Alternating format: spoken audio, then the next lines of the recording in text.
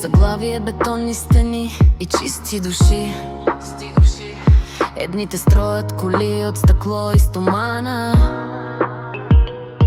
и мотив затворени комплекси далеч от плана.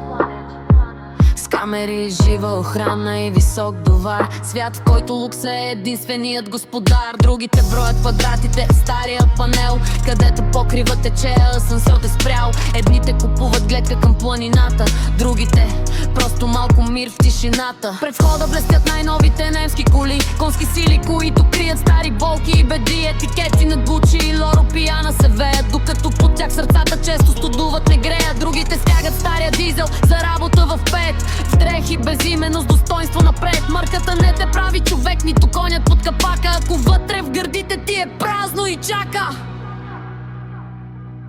Роднините при едните са бизнес партньори, наследства, завещания, съдебни спорове и кори.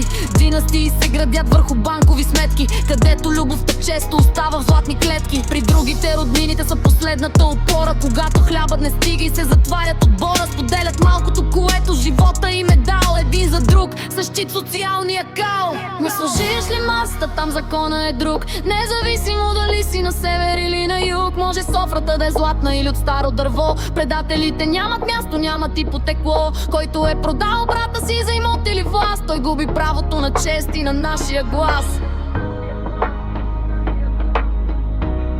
Разделени от бетон, но свързани от времето. Всеки носи на плещите си различно бремето. Имоти, фамилии, висок или нисък прак. Светът е разделен, но под един и същ факт. Едните имат всичко, но търсят смисъл и ред. Другите имат малко, но гледат само напред.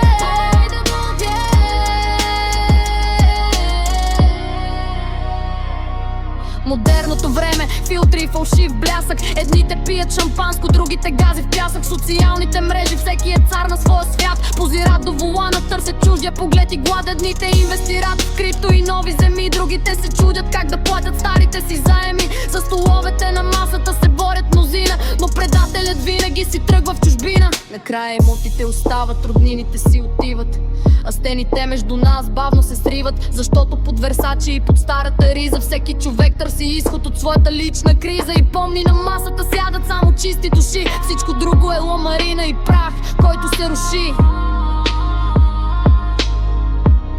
Разделени от бетон, но свързани от времето. Всеки носи на плещите си различно времето. Имоти, фамилии, висок или нисък прав. Светът е разделен, но под един и същ флаг. Едните имат всичко, но търсят смисъл и ред.